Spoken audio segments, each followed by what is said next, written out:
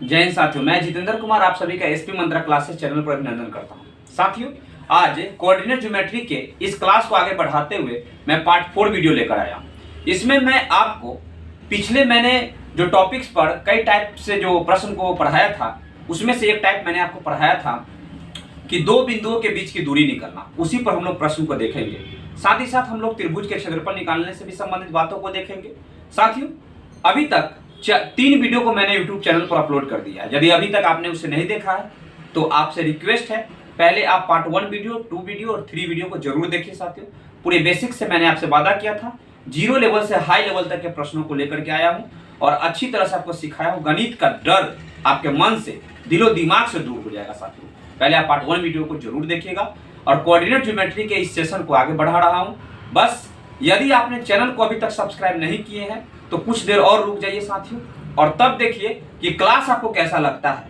यदि क्लास आपके अगर दिल को छू जाए और आपका दिल कहे तब जाके सब्सक्राइब कीजिएगा और शेयर और कमेंट लाइक सब कुछ कीजिएगा साथियों। ठीक है, बस थोड़ी देर की बात है, आप हमारे साथ शुरू से अंत तक बने रहिएगा। देखिएगा, कहता है सवाल क्या कि मध्य बिंदु ये बिंदु -2 4 और 4,4 के मध्य की दूरी ज्ञात करें। ठीक है, ये ALP CBT 2 में पूछा गया सवाल है। बात यहाँ पे ये है साथियों कि मध्य बिंदु हमें कहता है कि मध्य बिंदु का दूरी, यानी मतलब क्या है कि अगर ये A बिंदु यहाँ पे है और ये है B बिंदु, ठीक है, और यहाँ के बीच की दूरी, इन दोनों के बीच की दूरी को ही मध्य की दूरी बोला जाता है। समझ में आ रहा है? मध्य की दूरी यानी A और B पॉइंट के मध्य जो दूरियां हैं वही दूरी पूछ रहा है हमें। तो मैंने आपको बताया था कि A बिंदु पर यदि निर्देशांक x1, y1 हो और यहाँ पे क्या हो x2, में y2 हो। ठीक है साथियों, समझ में आ रहा है आपको? अच्छी तरह से सीखिए। तो हमें कहता है क्या कि AB दूरी क्या होगा, यही AB दूरी को हम AB के मध्य बिंदु की AB के मध्य की दूरी कहते हैं। AB बिंदु के मध्य की दूरी कहते हैं। तो AB दूरी बराबर होता है, फॉर्मूला एक होता है कि x1 माइनस x2 के होल स्क्वायर प्लस में y1 माइनस में y2 के होल स्क्वायर। कुछ विद्यार्थी ऐसे भी होंगे तो साथियों आप ये भी कह सकते हैं कि सर ये x2 माइनस x1 के होल स्क्वायर हो सकता है, y2 माइनस y1 के होल स्क्वायर हो सकता है।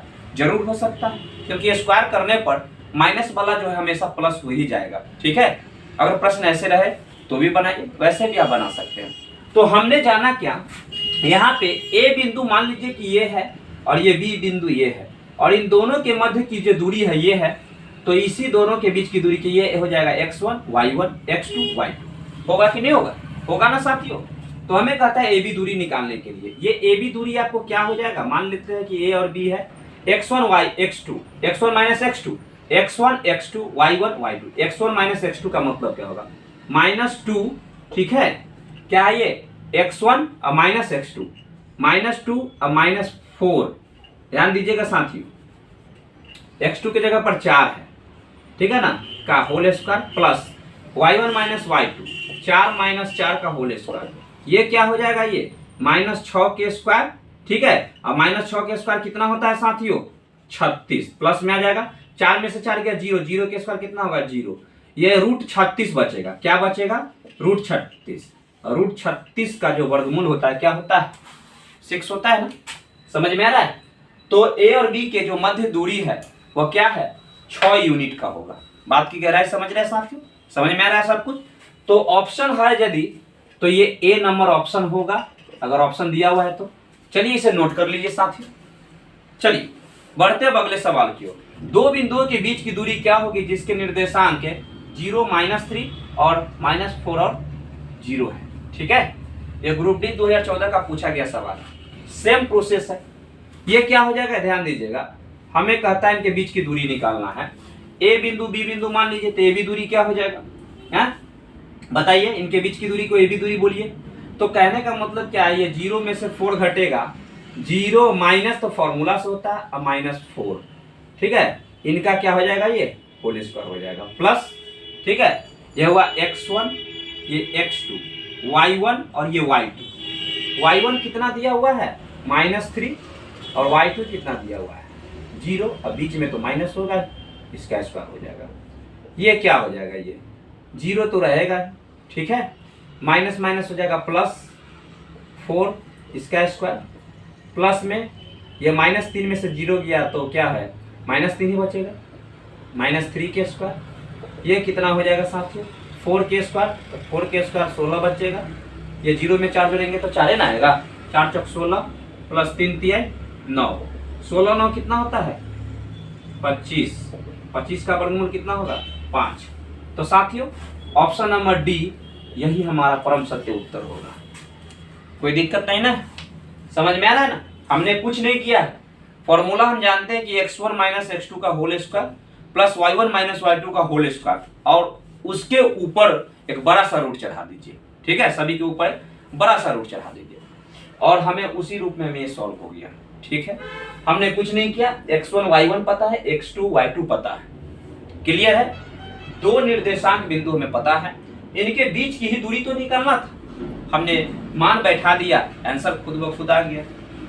कोई सवाल? नेक्स्ट सवाल है कि बिंदु ए 1, 2 और 3, 5 के बीच की दूरी ज्ञात करें।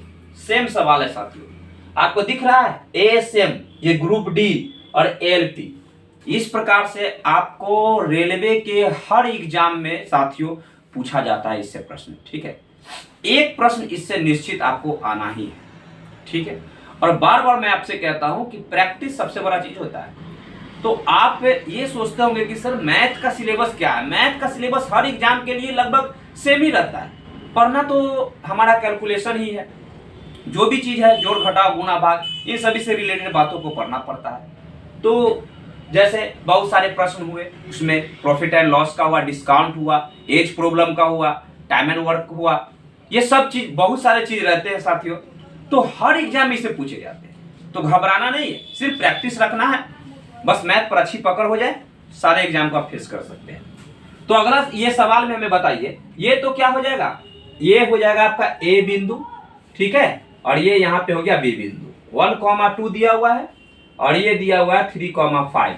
तो ए बी दूरी क्या हो जाएगा आपका रूट अंडर, ये x2 माइनस x1 भी कर सकते हैं, ध्यान से देखिएगा, x2 माइनस x1 वो भी कर सकते हैं, कोई दिक्कत नहीं, x2 माइनस x1 या x1 माइनस x2, क्लियर है।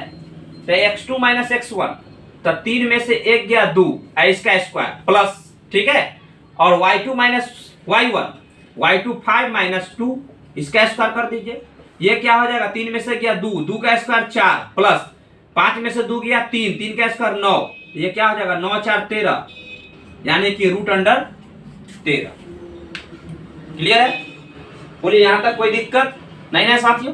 चलिए आगे बढ़ते हैं। चलिए साथियों ध्यान दीजिएगा, जब हमें एरिया निकालने को बोलेगा, समझ में आ रहा है साथियों, यदि किसी त्रिभुज का हमें एरिया निकालने को बोले, ठीक है, एरिया ऑफ ट्रायंगल, क्या हो जाएगा, ये त्रिभुज का क्षेत्रफल। जब हमें त्रिभुज का क्षेत्रफल निकालने को बोलेगा ना साथियों, हमेशा ध्यान दीजिएगा, क्या अगर त्रिभुज में शीर्ष कितने होते हैं, 3 शीर्ष होते हैं, ये तो आपको पता ही है, ये ए है, बी है और सी है। इन तीनों शीर्ष बिंदुओं पर, ठीक है, तीनों का अलग अलग नियामक दिया हुआ रहेगा, जिसको निर्देशांक भी बोल सकते हैं।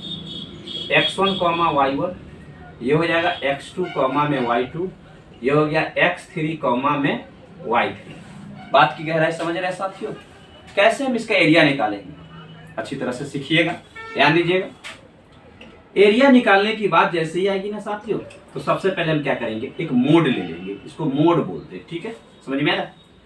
जो दिया हुआ है ना सबको लिख दीजिए, x1, y1, ये हो जाएगा x2, ये हो जाएगा y2, ये हो गया x3, ये हो गया y3, और एक बार आप फिर से x1 y1 को दोहरा दीजिए, x1 ये हो गया y1।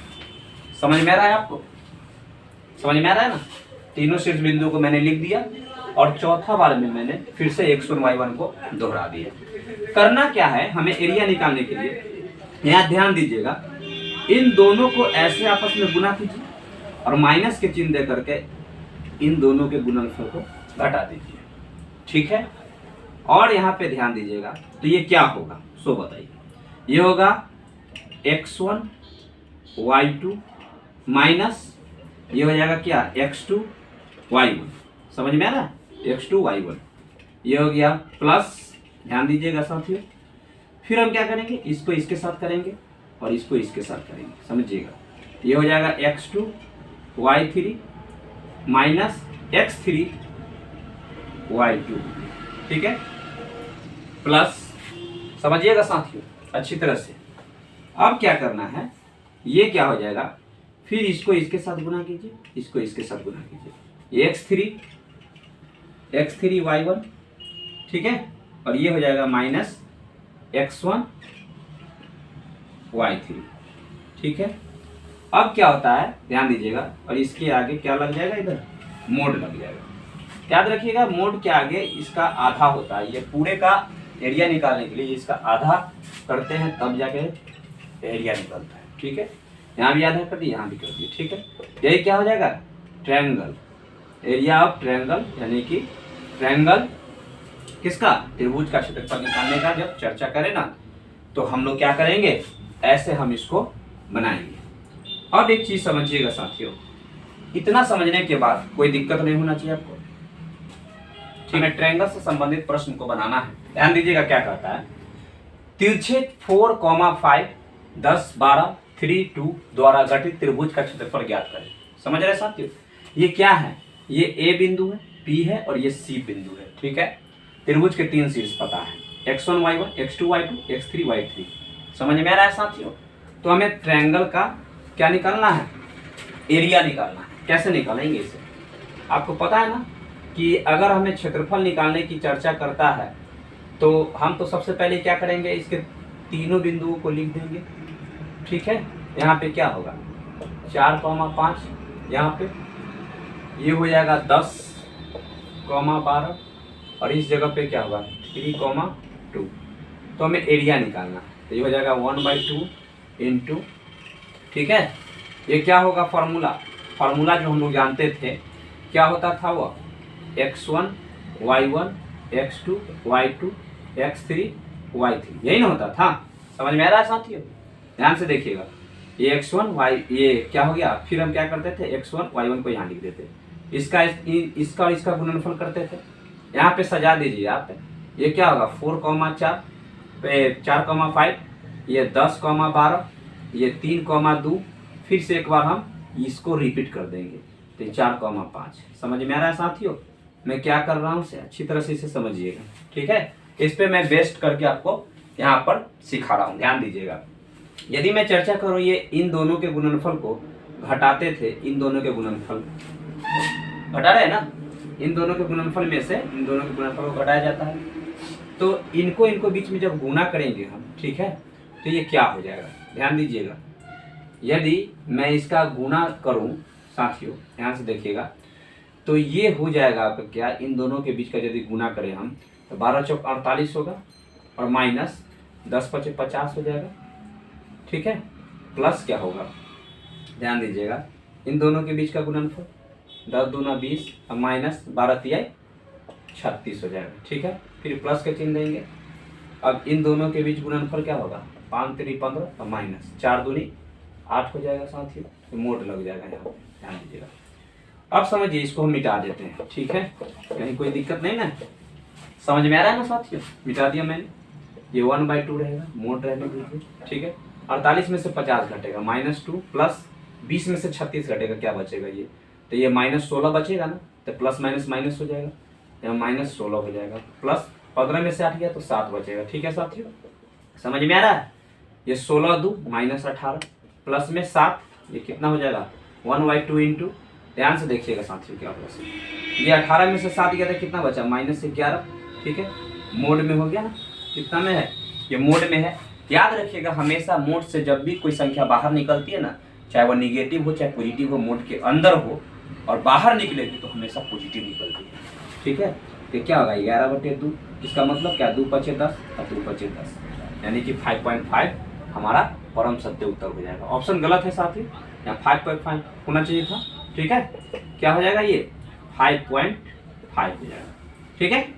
चलिए इसे आप नोट कर लीजिए अच्छी तरह से, ठीक है। अब बढ़ते हैं अगले सवाल की ओर, ध्यान से देखिएगा। अगला सवाल हमारा क्या करता है, इसे हम लोग बनाएंगे, ध्यान से देखिए। तो देखिए हमारा अगला सवाल क्या कहता है साथियों, ध्यान दीजिएगा। कहता है कि दो बिंदुओं 0, -5 और x, 0 के बीच की दूरी 13 इकाई है, तो x का मान ज्ञात करें। देखिए इन दोनों के बीच की दूरी दिया हुआ है, क्या है, ये a बिंदु है और ये b बिंदु है, और इन दोनों के बीच की दूरी दिया हुआ है 13, ठीक है। और ये इसका जो निर्देशांक है 0, ये है x, 0। आपको पता है ना ये भी दूरी बराबर क्या होता है रूट अंडर x2 - x1 के whole square plus y2 - y1 के होल स्क्वायर, या रूट अंडर x1 - x2 का whole square plus y1 - y2 के होल स्क्वायर कर सकते हैं। क्लियर है, ध्यान दीजिएगा। ये रूट अंडर क्या होगा, x2 - x1, x1 y1, x2 y2, तो x2 - x1 x - 0 के स्क्वायर प्लस में 0 - 5, तो माइनस माइनस प्लस हो जाएगा, तो 5 हो जाएगा इसका स्क्वायर, बराबर में कितना है 13 दिया हुआ है। कितना दिया हुआ है साथियों, 13 दिया हुआ है, देख रहे हैं ना, यही दूरी दिया हुआ है। ये क्या हो जाएगा यहाँ पे, ध्यान दीजिएगा, ये हो जाएगा x स्क्वायर प्लस में 5 बचेगा, 5 का स्क्वायर 25 होगा, बराबर में 13 हो जाएगा, ठीक है। और जब हम रूट हटाएंगे ना तो यहाँ पे स्क्वायर चढ़ जाता है, बराबर को उधर जाके स्क्वायर चढ़ जाता है। x स्क्वायर प्लस में 25 बराबर कितना बचेगा, ये 13 के स्क्वायर हो जाएगा साथियों, समझिएगा। ये हो जाएगा आपका x स्क्वायर प्लस 25 बराबर 169 का, ठीक है। ये हो जाएगा x स्क्वायर बराबर कितना, ये 169 में से 25 घटा दीजिए तो कितना बचेगा, ये 144 बचेगा साथियों, ठीक है। इसलिए x बराबर क्या होगा, प्लस माइनस रूट अंडर 144, इसलिए यही हो जाएगा प्लस माइनस 144 का जो स्क्वायर रूट होगा वह 12 आएगा साथियों। समझ में आ रहा है, फिर से समझ लीजिए। ए और बी बिंदु के बीच की दूरी जो निकालनी होती थी वह दिया हुआ है 13 यूनिट है, ठीक है।